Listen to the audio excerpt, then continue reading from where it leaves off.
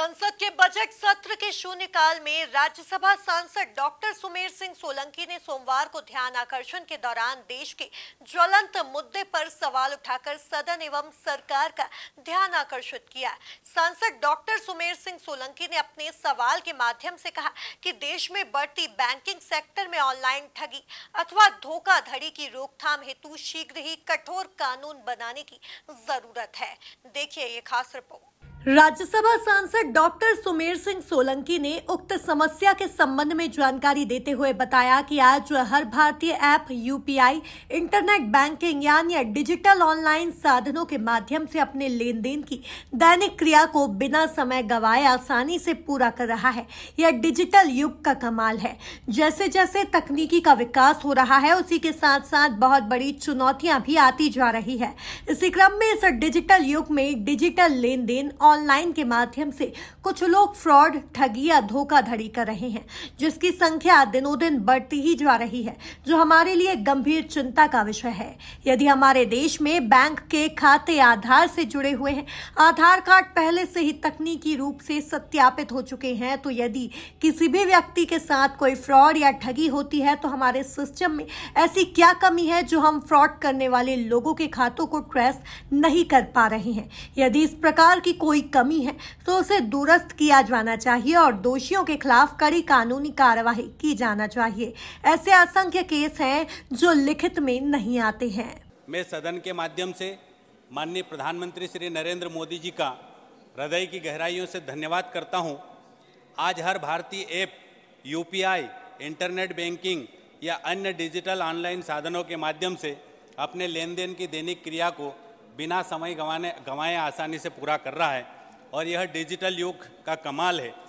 Corona महामारी के काल को माननीय प्रधानमंत्री जी के कुशल नेतृत्व ने आपदा को अवसर में बदल कर रख दिया है, जिसका परिणाम अब सबके सामने है।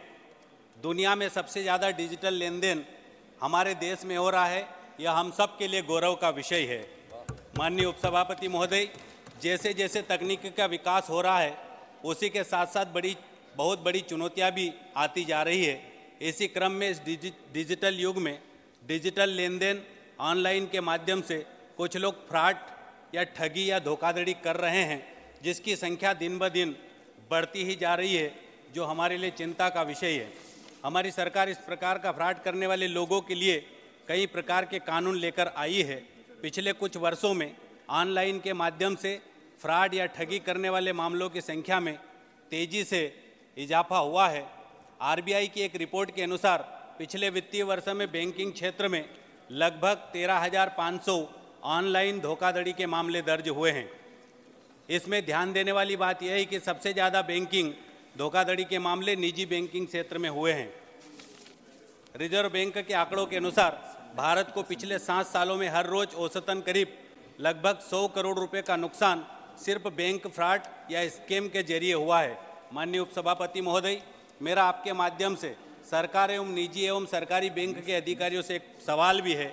यदि हमारे देश के सभी बैंक खाते आधार से जुड़े हुए हैं, आधार कार्ड पहले से ही तकनीकी रूप से सत्यापित हो चुके हैं, तो यदि किसी भी व्यक्ति के साथ कोई फ्रॉड या ठगी होती है, तो हमारे सिस्टम में ऐसी क्या खामी है जो हम फ्रॉड करने वाले लोगों के खातों को ट्रेस नहीं कर पा रहे या पकड़ नहीं पा रहे हैं। यदि इस प्रकार की कोई खामी है तो उसे दुरुस्त किया जाना चाहिए और दोषी के खिलाफ कड़ी कानूनी कार्रवाई की जाना चाहिए। ऐसे असंख्य केस है जो लिखित में नहीं आते हैं। मैं भी दूर दराज आदिवासी क्षेत्र से आता हूं। यह पीड़ा मेरे क्षेत्र के लोगों की भी है। एक कॉल या एक मैसेज में आए लिंक को खोलने मात्र से उस गरीब की मेहनत शून्य हो जाती है। माननीय उपसभापति महोदय, मेरा आपके माध्यम से निजी क्षेत्र के बैंक का अधिकारियों से विशेष आग्रह है कि वो अपने वित्तीय लेन देन के सिस्टम को इतना मजबूत बनाएं कि किसी गरीब के लिए यह बैंकिंग धोखाधड़ी।